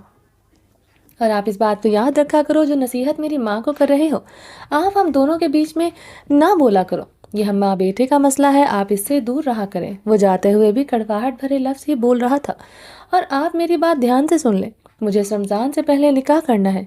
मुझे आपके भाइयों और भतीजों पर कोई भरोसा नहीं है। वो नाना अब्बू तो वैसे भी अपने पोते वजदान की ज़ुबान बोलते हैं। रिश्ता करने से कोई फ़र्क नहीं पड़ता, जाकर इनसे निकाह का मुतालबा करें। ठीक है, रुखसती के लिए मैं 2-4 महीने रुक जाऊंगा, मगर निकाह का इनको जाकर भूल कर आए। वो जाते हुए पलटकर अपनी माँ को ताकीद कर रहा था। रमज़ान, बलाज, रमज़ान में सिर्फ 2 दिन रह गए हैं। मैं इनसे जाकर इतनी जल्दी निकाह का कैसे कह सकती हूँ? निकाह में कोई साल नहीं लगते, 10 मिनट का काम है, बस कबूल ही तो करवाना है। इसके बाद मुझे यकीन हो जाएगा कि अब आपके भाई इस रिश्ते से भाग नहीं सकते। बलाज एक बार फिर अपनी माँ को कड़ी सिचुएशन में डालकर जा चुका था। सदफ बैठी हुई रो रही थी। सदफ खामोश हो जाओ जान, मैं हूं ना तुम्हारे साथ, हम मिलकर रियाज भाई से बात कर लेंगे, तुम परेशान नहीं हो। सदफ को बड़ी मोहब्बत से अपने सीने से लगाते हुए वकास ने कहा था। वकास ने बड़ी मोहब्बत से इसके माथे पर अपने लब रखकर अकीदत से चूम लिया था। क्या कर रहे हैं? सदफ शर्मा कर पीछे हो गई थी। क्या कर रहा हूँ यार? प्यार कर रहा हूँ अपनी बीवी को। वो तो शर्मा गई थी। जो जवान 2 बच्चों के बाप हैं आप, थोड़ा शर्म किया करें। मैं क्या करूं, मेरा दिल अपनी चश्मिश को सामने देखकर जवान हो जाता है। वो मुस्कुराते हुए इसके करीब हुआ तो सदफ उठकर खड़ी हो गई थी। दुपट्टे को संभालते हुए शर्म से आज भी इसकी चश्मिश हया की लालियों में लिपटी हुई थी। दोनों उम्र का काफ़ी सफ़र तय कर चुके थे। वकास अपने चश्मे को हाथ से ऊपर करते हुए मुस्कुराते हुए खड़ा हो गया। क्या करें यार, बच्चों को बड़ा करते करते वक्त बड़ी तेज़ी से गुजर गया। मेरे हिस्से में मोहब्बत के लम्हात बहुत कम आए हैं, इसीलिए जब भी अपनी चश्मिश को करीब पाता हूँ तो खुद को मोहब्बत करने से रोक नहीं पाता। वो अपनी शर्माई हुई चश्मिश का हाथ बड़ी मोहब्बत से थामते हुए इसे अपने कमरे की जानिब जा रहा था। वकास की मोहब्बत सदफ के ज़ख्मों पर मरहम का काम करती थी। बलाज की हद से ज़्यादा बदतमीज़ियों पर भी आज तक वकास ने सदफ को कभी कोई सख्त जुमला नहीं कहा था, और ना ही इसने कभी बलाज से मुकाबलेबाजी की थी। एक तो वो बलाज से बहुत मोहब्बत करता था, पता नहीं बलाज को वकास की मोहब्बत नज़र क्यों नहीं आती थी, और दूसरा वो बलाज को कुछ कहकर सदफ के दिल को तकलीफ नहीं पहुंचाना चाहता था। जानता था कि बलाज में सदफ की जान बसती है। क्या कर रहे हैं? रूम के अंदर आकर दरवाज़ा बंद करते हुए वकास सदफ के चेहरे पर झुकने लगा तो वो शर्माते हुए पीछे हो गई थी। ये वही सदफ थी जिसको ताशी ने रूंध कर रख दिया था, और वो खुद से नफरत करने लगी थी, मर्दों से नफरत करने लगी थी। मगर वकास के पाक और सच्ची मोहब्बत ने सदफ को वापस मोहब्बत के रंगों से रोशनास करवा दिया था। आज ये वाली सदफ लगती ही नहीं थी कि कल ये किसी मर्द के हाथों तजलील का शिकार हुई थी, क्योंकि वकास ने इसके इस कदर मोहब्बत इज्जत दी थी कि बाकी पुरानी सब माजी की तल्ख यादें मिट चुकी थी। आज सिर्फ वकास की मोहब्बत के रंग ही सदफ पर नजर आते थे। क्या यार, कहीं पर लिखा हुआ है कि जब शौहर और बीवी की जवान औलाद हो जाए तो इनके बीच का रिश्ता ख़त्म हो जाता है? वो मुस्कुराते हुए कहकर ज़बरदस्ती इसके चेहरे पर झुका और झुकता ही चला गया। अक्सर जब वकास कुछ दिन मुल्क से बाहर गुजार कर आता था तो वो ऐसे ही सदफ के लिए बेचैन होकर इस पर अपनी बेचैनियाँ जाहिर करता था। वो आज भी अपनी चश्मिश से इतनी ही मोहब्बत करता था, और आज भी अपनी चश्मिश का इतना ही दीवाना था। सदफ के लाख मज़ाहमतों के बावजूद वो आज भी अपनी मर्जी से इस पर अपने प्यार की बारिशें बड़ी मोहब्बत से बरसा कर इसे भिगो देता था। मगर वकास की मोहब्बत में ताशी की जैसी जिंदगी नहीं थी। वकास की कुर्बत में सिर्फ मोहब्बत और मोहब्बत اور بس محبت ہی ہوا کرتی تھی، جس کی وجہ سے عمر کے اس پڑاؤ پر پہنچ کر بھی ان کی محبت ختم نہیں ہوئی تھی۔ بیوی ایک نازک پھول کی مانند ہوتی ہے، اگر اسے محبت اور پیار سے سینچا جائے تو وہ سالوں آپ کی محبت کا جواب محبت سے دے سکتی ہے۔ جیسے اس وقت صدف اپنے وقاص کی حراست میں بڑی محبت سے قید ہو کر اس کے کاندھوں پر ہاتھ رکھ کے کھڑی تھی جب وہ اس کے چہرے پر جھکا ہوا تھا۔ تیری دھڑکن سے دل کا رشتہ ہے میرا، تو زندگی کا ایک حصہ ہے میرا۔ یہ محبت تجھ سے صرف لفظوں کی نہیں ہے، تیری روح سے روح تک کا رشتہ ہے میرا۔ چہرہ اوپر اٹھا کر وقاص نے بڑی محبت سے شاعری کے بول کہے تو صدف شرما کر ہمیشہ کی طرح اس کے سینے میں سر چھپا گئی تھی۔ آپ کبھی سدھر نہیں سکتے، وہ شرمائی ہوئی سینے میں سر چھپائے ہوئے بولی تھی۔ میری جان، اگر سدھرنے کا مطلب آپ سے دوری ہے تو ہم کبھی سدھرنا نہیں چاہتے، ہم ایسے ہی ٹھیک ہیں۔ وہ اسے اپنی باہوں کے حصار میں لیے ہوئے مسکرا کر سینے میں سما گیا تھا۔ وہ وجدان کو ناشتے کے ٹیبل پر نہ دیکھ کر بہت بے چین ہوئی تھی۔ وہ بہت بے چین نظروں سے اسی راستے کی جانب دیکھ رہی تھی جس طرف وجدان کا کمرہ تھا۔ وجدان شاید کچھ دیر بعد آ جائے، یہی سوچ کر وہ کب سے اپنے ناشتے کے پلیٹ میں رکھے ہوئے ٹوسٹ سے کھیل رہی تھی۔ ناشتہ کرنے کو اس کا دل ہی نہیں چاہ رہا تھا۔ میڈم، ناشتہ کر لو، ناشتہ بد دعائیں دے رہا ہے۔ حوریہ نے کوہنی مار کر آہستہ سے اس کا دھیان ناشتے کی طرف کیا تھا۔ حوریہ، تمہارے بھائی کہاں ہیں؟ بہت کم آواز میں منت نے پوچھا۔ تمہیں نہیں پتا؟ بھائی تو صبح 4 بجے کی فلائٹ سے دبئی چلے گئے ہیں۔ مجھے پتا تھا کہ وجدان نے جانا ہے، مگر یوں بنا بتائے اچانک 4 بجے کی فلائٹ سے چلے گئی، یہ کیا طریقہ ہے؟ وہ اپنے منہ کے زاویے ٹھیک نہیں کر پا رہی تھی۔ پہلی بار منت نے اپنے دل کو اتنی بے چینی سے اداس ہوتے محسوس کیا تھا۔ اسے اتنا غصہ آ رہا تھا وجدان کے بنا بتا کر جانے پر۔ آج پہلی بار اسے وجدان کا جانا بہت برا لگا تھا۔ وہ بنا ناشتہ کیے ٹیبل سے اٹھ گئی تھی۔ عافیہ بیگم تو پہلے ہی منت کی لاتعلق ہی رہتی تھی، مگر فجر اور اس کی تائی سریا بیگم نے اسے جاتا ہوا دیکھ پوچھا تھا کہ وہ ناشتہ کیوں نہیں کر کے جا رہی۔ منت نے پیٹ درد کا بہانہ بنا دیا اور وہاں سے روم میں آ گئی تھی، جبکہ شرارتی حوریہ نے مسکراتے ہوئے اسے جاتے ہوئے دیکھ کر آنکھ کو ٹیز کیا تھا، کیونکہ وہ جانتی تھی کہ حوریہ اس کی بھائی کے جانے کی وجہ سے اداس ہے۔ منت کو گھر کا ہر کونا ویران لگ رہا تھا۔ وجدان نہیں تھا تو اسے کچھ بھی اچھا نہیں لگ رہا تھا۔ یہ کیا تھا جو ایک دم سب کچھ بدل گیا؟ یہ وجدان کی محبت تھی جس نے منت کے دل میں اپنی محبت پیدا کر دی تھی۔ اس کا دل تڑپ رہا تھا وجدان کے لیے۔ وجی، یہ کیا بات ہوئی؟ آپ مجھے بنا بتائے چلے گئے۔ منت نے وجدان کے نمبر پر میسج چھوڑا تھا۔ وہ جانتی تھی کہ وجدان ابھی فلائٹ میں ہوگا تو وہ فون ریسیو نہیں کرے گا۔ سوری یار وجدان، اگر میرا یار کہے تو بیچ راستے سے واپس لوٹ آؤں، غصاخے کی معافی مل سکتی ہے۔ ٹک سے وجدان کا رپلائی آیا تھا، آپ اگر پہنچ گئے ہیں تو مجھے فون کریں، جو حکم میری جان۔ میسج کے ساتھ ہی منت کا فون رنگ ہوا۔ منت نے جلدی سے فون آن کر کے کان سے لگایا۔ وہ بےتاب تھی اپنے وجی کی آواز سننے کے لیے۔ وجی، میں آپ سے بہت ناراض ہوں، آپ مجھے بنا بتائے چلے گئے۔ منت کی آواز رو دینے والی تھی۔ مقابل اپنے یار کی آواز سن کر بےتابی سے دھڑکتے دل پر ہاتھ رکھے ہوئے کھڑا مسکرایا تھا۔ اگر یار وجدان کہے تو میں آ جاؤں اور منا لوں روٹھے یار کو، مگر شرط یہ ہے کہ پھر تمہیں میرے منانے کے انداز کو پسند کرنا پڑے گا۔ ہاں، آپ کا ہر انداز پسند کر لوں گی، مگر آپ واپس آ جائیں، مجھے کچھ بھی اچھا نہیں لگ رہا۔ یہ گھر اچھا نہیں لگ رہا، یہ روم اچھا نہیں لگ رہا۔ آپ کو پتہ ہے کہ میں نے ناشتہ نہیں کیا، مجھے ناشتے کی ٹیبل بھی اچھی نہیں لگ رہی تھی۔ وہ بے چینی سے میں سب کچھ بتائے چلی جا رہی تھی، جبکہ مقابل اپنے یار کی بےتابی سن کر بہت خوش ہو رہا تھا۔ دیکھ لو یار وجدان، اب تم وعدہ کر رہی ہو، اب شکوہ شکایت مت کرنا، کیونکہ تم بھی جانتی ہو کہ میں کس انداز سے مناؤں گا، اور میں اسی انداز سے ہی منانا چاہتا ہوں۔ لہجہ فون پر بھی جذباتوں سے چور تھا، آواز میں بھاری پن اس کی خوبصورت آواز کو اور بھی خوبصورت بنا رہا تھا۔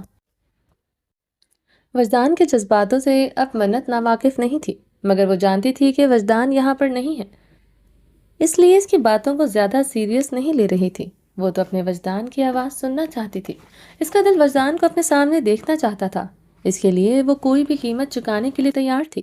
چلے آئیں، جلدی کریں اور آ کر مجھے بتائیں۔ وہ اپنے دل کی بات کو زبان تک لے آئی تھی۔ قربان جاؤں اپنے یار پر، دبئی بیٹھا ہوں میری جان، آنے کے لیے ٹائم لگتا ہے، ضروری کام ہے نپٹا لوں، اس کے بعد آ کر تمہیں مناؤں گا، پکا وعدہ ہے میرا۔ وجدان شرارتی لبوں سے بول رہا تھا۔ مجھے نہیں پتا ابھی آئیں اور منائیں مجھے، میں آپ سے بہت زیادہ ناراض ہوں۔ ہمارے نکاح کے بعد آپ پہلی بار ملک سے باہر گئے ہیں تو آپ کو مجھے مل کر جانا چاہیے تھا نا۔ ویسے تو آپ اپنی محبت کے بڑے بڑے دعوے کرتے ہیں۔ آج منت بھی دل کھول کر اپنے جذباتوں کو اس پر عیاں کر رہی تھی۔ ویسے تو دبے گھٹے لفظوں میں بول رہی تھی، مگر مقابل کے سماعت سے جو لفظ ٹکرا کر تشریح کر رہے تھے، مقابل اس کا مفہوم سمجھتے ہوئے بےتاب تھا اپنے یار کے پاس آنے کو۔ وہ کیسے سمجھاتا اپنی جھلی بیوی کو کہ وہ خود کتنا بےتاب ہے اس کی قربت کے لیے۔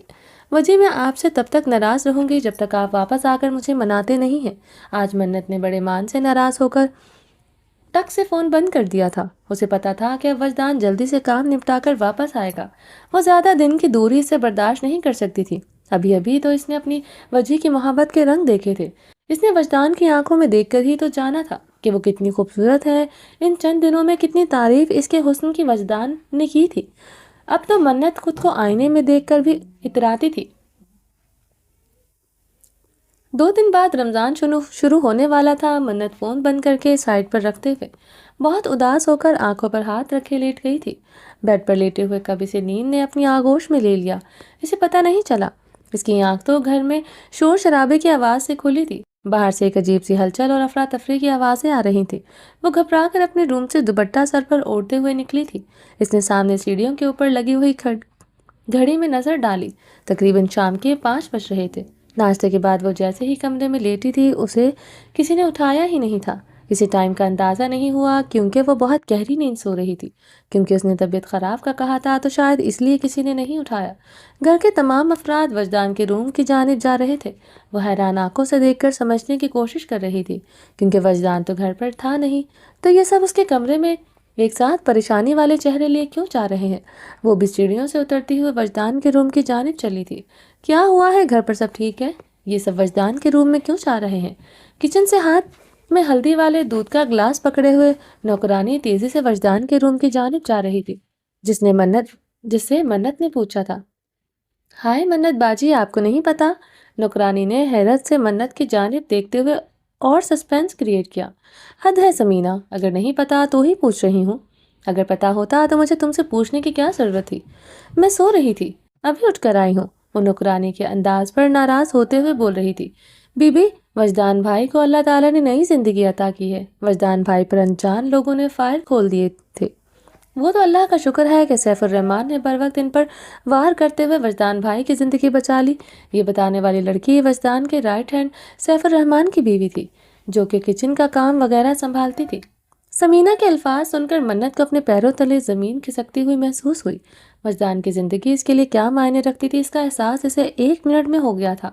اس کا دل بند ہو رہا تھا، اس کی سانس رک رہی تھی، گھبراہٹ سے وہ تیز تیز سانسیں لینے لگی تھی۔ اس کی سانس اکھڑی تو وہ وہی سیڑھیوں کے زینے کو پکڑ کر کھڑی ہو گئی۔ وہ بھاگ کر وجدان کے روم میں جانا چاہتی تھی مگر اس کے قدم پتھر ہو گئے تھے۔ یہ کیسی خبر اس کے کانوں نے سن لی تھی؟ کیسے کوئی بدذات اس کی وجہ پر حملہ کر سکتا ہے؟ وجدان تو کچھ ہی دنوں میں اسے اپنی سانسوں سے زیادہ عزیز ہو گیا تھا۔ وہ خود کی رہی کہاں تھی؟ وہ تو پوری طرح سے وجدان کی ہو چکی تھی۔ وہ دیوانی ہو گئی تھی اس کی بلو آئیز کی۔ اپنے وجدان کے خوبصورت ڈمپلز کے اندر وہ اپنی سانسیں تلاش کرتی تھی۔ ابھی تو وہ اس نے اپنی محبت کا اظہار کیا ہی نہیں تھا تو یہ دشمن کہاں سے آ گئے تھے؟ وہ بھاگ کر اپنی وجہ کے سینے سے سر لگا کر اس کی دھڑکنوں کو چومنا چاہتی تھی۔ اس کی بلو آئیز کو دیکھ کر اپنی سانسوں کو بحال کرنا چاہتی تھی مگر اس کے قدم اس کا ساتھ نہیں دے رہے تھے۔ بی بی جی، آپ کو کیا ہو رہا ہے؟ آپ کا پمپ کہاں ہے؟ سب کو گھر میں پتا تھا کہ منت کو استما کا پرابلم ہے، اس لیے سمینہ فوراً سے سمجھ گئی تھی کہ ٹینشن کی وجہ سے منت کا سانس اکھڑ گیا ہے۔ نوکرانی دودھ کا گلاس وہیں رکھے ہوئے شیشے کے ٹیبل پر رکھتے ہوئے بھاگ کر منت کے روم کی جانب بھاگی تھی۔ منت نے اپنے روم کی جانب اشارہ کیا تھا۔ منت تو جیسے مر رہی تھی، استما کا بہت بڑا اٹیک ہوا تھا۔ نوکرانی روم سے اس کا پمپ لیتے ہوئے بھاگ کر سیڑھیاں اتر رہی تھی۔ اگر کچھ دیر نہ آتی تو منت کو لگ رہا تھا کہ وہ آج اس کا آخری وقت آ چکا ہے۔ پتہ نہیں یہ خبر روم میں لیٹے ہوئے وجدان کے کانوں تک کیسے پہنچی تھی۔ منت کے سر پر ایک ہاتھ رکھے ہوئے دوسرے ہاتھ سے سمینہ نے اس کے منہ کے اندر پمپ رکھ کر اس کے اندر دوائی ڈال رہی تھی۔ وجدان رک جاؤ، تمہاری طبیعت ابھی ٹھیک نہیں ہے۔ اپنی حالت دیکھو پاگل لڑکے، سریا بیگم اپنے بیٹے کے پیچھے آوازیں دیتی آ رہی تھی اور وجدان کے پیچھے گھر والوں کی پوری فوج آ رہی تھی، مگر وجدان تیز قدموں سے تقریباً بھاگتا ہوا منت تک پہنچا۔ وجدان نے سمیرہ کے ہاتھ سے منت کا پمپ پکڑتے ہوئے خود اس کے سامنے بیٹھ گیا۔ وجدان نے اپنے بھاری ہاتھ اس کے سر کے پیچھے رکھ کر خود سہارا دے کر رکھا تھا۔ منت کو سانسوں کے لیے یوں تڑپتے ترستے دیکھ کر وجدان پل پل اس کے دل کو بند ہوتے محسوس کر رہا تھا۔ وجدان کا دل درد سے پھٹ رہا تھا۔ میں بالکل ٹھیک ہوں، ریلیکس ہو جاؤ۔ منت اپنے منہ سے پمپ نکالنے کی کوشش کر رہی تھی۔ اس کی آنکھوں میں جو سوال تھا اس کو وجدان بخوبی سمجھتے ہوئے اس کا جواب دے چکا تھا۔ وجدان کے ہاتھوں پر لگی ہوئی پٹی جس کے اوپر خون کی بوندیں اب بھی نمودار ہو رہی تھیں، ان کو دیکھ کر منت کی جان نکل رہی تھی، مگر وجدان نے نفی میں سر کو ہلاتے ہوئے اسے منہ سے پمپ نکالنے کو منع کر رکھا تھا۔ اس کے ارد گرد گھر کے تمام افراد کھڑے تھے۔ داجی اپنے پوتی کو بچپن سے ہی اس تکلیف میں دیکھ کر بہت افسردہ ہو جاتے تھے۔ آج بھی صلاح الدین اپنی لاڈلی پوتی کو سانسوں کے لیے تڑپتے ہوئے دیکھ کر بہت پریشان کھڑا تھا۔ سیڑھی پر منت کے پاس بیٹھتے ہوئے آصف فرق اپنی بیٹی کے سر پر پیار سے ہاتھ پھیر رہے تھے۔ فجر بے چین سی ہو کر زینے کو پکڑ کر کھڑی ہوئی تھی کیونکہ آگے بڑھنے کی جگہ نہیں تھی۔ گھر کے باقی افراد بھی وہیں پر موجود تھے۔ سب کے چہروں پر پریشانی تھی کیونکہ آج منت کو استما کا بہت بڑا اٹیک ہوا تھا۔ ابھی تک اس کا سانس ٹھیک نہیں تھا۔ صرف ایک شخص تھا جو کافی دوری پر کھڑا تھا اور اس کے چہرے پر کوئی پریشانی کے تاثرات نہیں تھے۔ وہ تھی منت کی ماں۔ بس میرا بچہ، بس ابھی سب ٹھیک ہو جائے گا۔ آصف اپنی بیٹی کے سر پر ہاتھ رکھتے ہوئے محبت سے اسے ساتھ لگائے ہوئے تھا۔ آفیہ آگے آؤ۔ آصف کو یوں لاپرواہی سے آفیہ کا دور کھڑا ہونا بہت ناگوار گزرا تھا۔ آج پہلی بار آصف نے سب کے سامنے سرد لہجے سے اسے قریب بلایا تھا کیونکہ منت کی نظر بار بار اپنی ماں کو دیکھ رہی تھی جو لاپرواہی سے دور کھڑی ہوئی تھی، جیسے اس کا اور منت کا کوئی رشتہ ہی نہ ہو۔ وہ پاس تو آ گئی تھی مگر اب اس کے چہرے پر کوئی دکھ کے تاثرات نہیں تھے۔ چچی جان بیٹھ جائیں، بیٹی ہے آپ کی۔ وجدان نے آج پہلی بار اپنی چچی کے رویے کا رد عمل ظاہر کیا تھا۔ جانتی ہوں بیٹی ہے مگر اتنی منحوس ہے جو ہمیشہ سب کے لیے ٹینشن کا ماحول بنا دیتی ہے۔ اب سب کو تمہارے قریب ہو کر تمہاری فکر کرنی چاہیے تھی مگر یہ سارا خاندان یہاں پر اکٹھا کر کے بیٹھی ہوئی ہے۔ آفیہ نے ہمیشہ کی طرح منہ کھولتے ہی منت کے لیے زہر اگلا تھا۔ چچی پلیز، آج کے بعد آپ کبھی میری بیوی کے لیے اس طرح کے الفاظ استعمال مت کرنا۔ میں آپ کی بہت عزت کرتا ہوں، میرے لیے آپ اتنی ہی احترام کی حامل ہے جتنی کہ میری امی جان، مگر میں منت کے لیے دوبارہ ایسے جملے برداشت نہیں کروں گا۔ آج وجدان کے صبر کے باندھ ٹوٹ گئے تھے۔ وہ چچی کو ہمیشہ منت کے ساتھ ایسا رویہ اختیار کرتے دیکھتا تھا مگر آج منت اتنی اذیت میں تھی، اس کے باوجود آفیہ بیگم اسے ایسے الفاظ وجدان کے دل میں نشتر کی طرح چبھے تھے۔ وہاں پر کھڑے ہر شخص کو اس وقت آفیہ کے ایسے الفاظ بہت برے لگے تھے۔ آفیہ کبھی سوچ سمجھ کر بھی بول لیا کرو، یہ بیٹی ہے ہماری، اور اس وقت وہ کتنی تکلیف میں ہے۔ آصف نے غصے سے آفیہ کی جانب دیکھا تھا۔ بچپن سے منت نے جوانی تک کا سفر طے کر لیا تھا مگر آفیہ کا رویہ منت سے بدل نہیں سکا تھا۔ وہ جتنی کل منت سے نفرت کرتی تھی آج بھی اتنی ہی نفرت کرتی تھی، مگر وہ یہ نفرت کیوں کرتی تھی اس سوال کو سب سوچ سوچ کر تھک چکے تھے۔ یہ نہیں ہے یہ میری بیٹی، میں نہیں مانتی اسے اپنی بیٹی، پتہ نہیں یہ میری زندگی میں آئی ہی کیوں ہے، ایک عذاب بن کر ہمیشہ مجھے سب کے سامنے ذلیل کرواتی ہے۔ نفرت ہے مجھے اس سے، شدید نفرت۔ آفیہ نے ایسے جملے سب کے سامنے کبھی نہیں بولے تھے مگر آج وجدان اور آصف کا بیک وقت اس کی ہمدردی میں بولنا آفیہ کو تیش دلا گیا تھا۔ آفیہ بہو بس کر دو، یہاں پر میں بھی کھڑا ہوں، تم اتنی سخت مزاج اور بد زبان کب ہو گئی؟ آفیہ چودھری صلاح الدین ورک نے روبدار آواز سے آفیہ کی جانب دیکھتے ہوئے کہا تھا۔ اس نے اپنی بہو کو کبھی اس انداز سے بات نہیں کرتے دیکھا تھا۔ وہ منت کو پیار نہیں کرتی تھی، ہمیشہ اس سے دور رہتی تھی، یہ بات سب جانتے تھے مگر آج آفیہ کے الفاظ بہت غلط تھے جس کی وجہ سے صلاح الدین بھی حیران ہو کر بول پڑا تھا۔ معاف کر دیجئے کہ میں آپ کے سامنے اونچی آواز میں بولی، میں اس بات پر شرمندہ ہوں مگر آپ مجھے اس لڑکی سے محبت کرنے کے لیے زبردستی قائل نہیں کر سکتے۔ وہ نظریں جھکا کر بول رہی تھی، چچی جان آپ کو کوئی مجبور نہیں کرے گا، آپ محبت کریں منت سے مگر آپ منت کے لیے کوئی ایسا لفظ نہیں بولیں گی جس سے اس کے دل آزاری ہو۔ منت کا سانس تو پہلے سے بہتر ہونے لگا تھا مگر اس وقت گھر میں جو ماحول بن گیا تھا منت اسے دیکھ کر گھبرا گئی تھی۔ اس نے کب سوچا تھا کہ ایسا کچھ ہو جائے گا؟ وجدان کے پاس سے کھڑے ہوتے ہوئے اپنی چچی سے مخاطب تھا، میں اس بات کا وعدہ نہیں کر سکتی کہ میں اس محترمہ کے دل آزاری نہیں کروں گی۔ چچی جان کیوں آپ اس کی اتنی بڑی دشمن بن کر رہتی ہیں؟ کیا بیر ہے آپ کا منت سے؟ ایسا کیا بگاڑا ہے منت نے آپ کا؟ آپ اسے معاف نہیں کر سکتی؟ الفاظوں کو نرمی سے بولتے ہوئے وجدان نے وضاحت چاہی تھی۔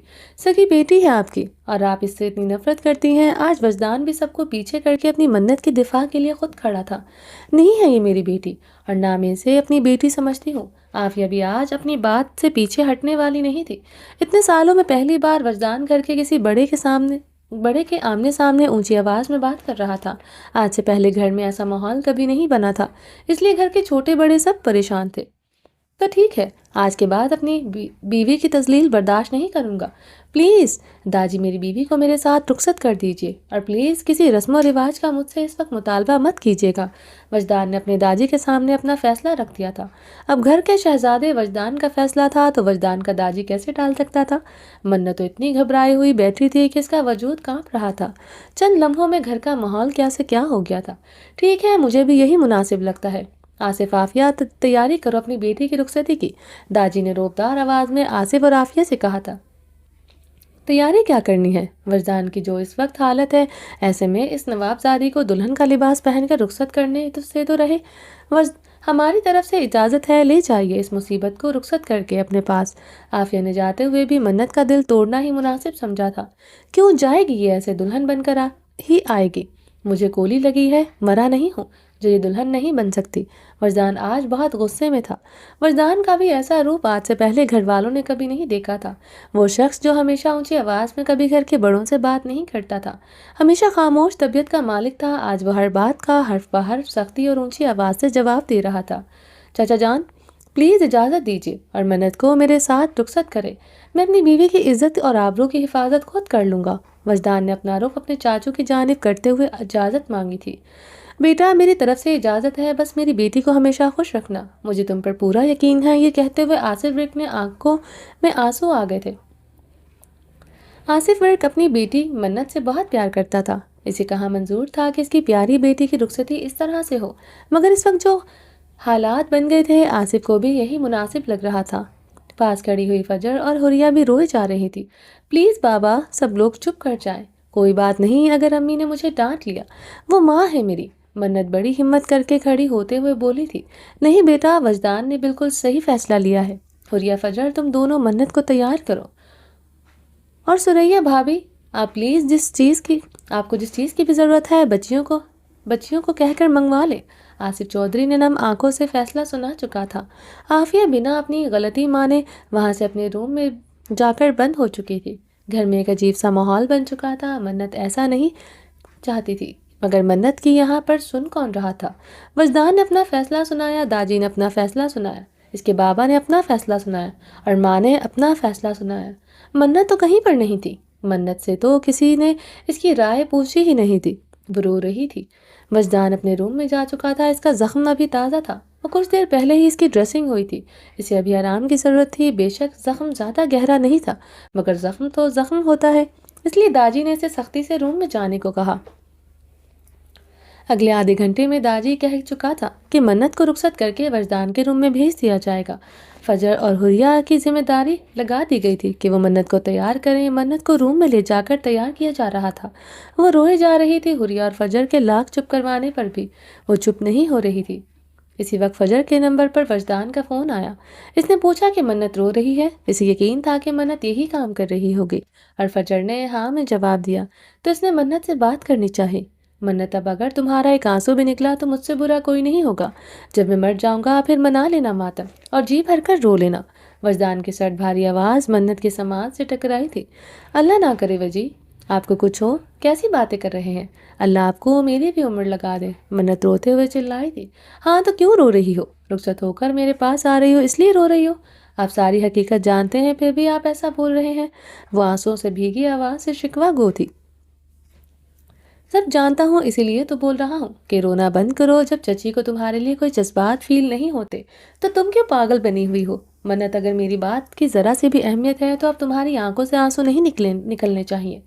تیار ہو کر خوشی خوشی میری زندگی میں قدم رکھو، باقی سب میں دیکھ لوں گا۔ منت کو وجدان کے حکم دے کر فون بند کر چکا تھا۔ زبردستی منت نے اپنی ہچکیاں روک لی تھی، مگر اپنے دل کا درد کا کیا کرتی؟ جو درد سے پھٹا جا رہا تھا۔ منت ریڈ کلر کے کامدار لہنگے میں بے حد خوبصورت لگ رہی تھی۔ منت کے گورے رنگ پر کوئی زیادہ محنت نہیں کرنی پڑی تھی۔ فجر اور حریہ نے مل کر اسے بہت خوبصورت سا تیار کیا تھا۔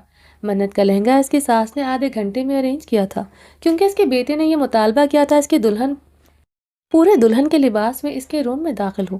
اب وجدان کی بات تھی تو اس کی ماں کیسے ٹال سکتی تھی؟ آدھے گھنٹے میں ہر چیز کا انتظام ہو گیا تھا۔ لہنگے سے لے کر جولری تک ہر چیز اعلیٰ، مہنگی اور ارجنٹ منگوائی گئی تھی۔ یہاں تک کہ اسٹیکر سے مہندی کے ڈیزائن بھی اس کے ہاتھ پر بنا دیے گئے تھے۔ اب وہ دلہن بن کر تیار بیٹھی ہوئی تھی۔ اس کے باپ نے پیار دیتے ہوئے اسے اپنے سینے سے لگایا تو منت پھوٹ پھوٹ کر ایک بار پھر سے رونے لگی تھی۔ آصف نے اسے سر پر بوسہ دیتے ہوئے چپ کروایا اور تسلی دی کہ یہ وجدان بالکل صحیح فیصلہ ہے۔ فجر خود رو رہی تھی مگر اپنی بہن کو دلاسا دیتے ہوئے چپ کروا رہی تھی۔ یہی حالت حریہ کی بھی تھی۔ حریہ فجر اور منت کا سگی بہنوں جیسا رشتہ تھا، اس لیے یہاں پر حریہ بالکل یہ نہیں سوچ رہی تھی کہ منت اس کی بھابھی بن رہی ہے۔ اس وقت منت کی بہن بن کر تکلیف سے گزر رہی تھی۔ منت اس کی طرح کی رخصتی پر داجی نے پیار دیتے ہوئے اسے خوش رہنے کی دعائیں دی۔ عافیہ نہیں آنی تھی اپنے کمرے سے باہر۔ ازلان نے بھائیوں کی طرح اس کے سر پر ہاتھ رکھا تھا۔ ازلان نے ہمیشہ منت اور فجر کو سگی بہنیں ہی سمجھا تھا۔ ازلان کے لیے حریہ، فجر، منت میں کوئی فرق نہیں تھا۔ ہر آنکھ اس وقت اشکبار تھی۔ حالانکہ ازلان اور حریہ اور سریا بیگم کو تو خوش ہونا چاہیے تھا کہ یہ ان کے بھابھی اور بہو بن کر ان کے ساتھ ہی تو نئے رشتے میں بن رہی تھی، مگر یہاں پر منت کے ساتھ ہوئے رویے پر سب افسردہ تھے۔ منت کو وجدان کے روم میں لے جایا جا رہا تھا۔ وجدان آج منت کے فون کے بعد جلدی سے ریٹرن ٹکٹ لیتے ہوئے پاکستان آیا تھا، کیونکہ صبح منت کی سالگرہ تھی اور وہ منت کو 12 بجے وش کرنا چاہتا تھا۔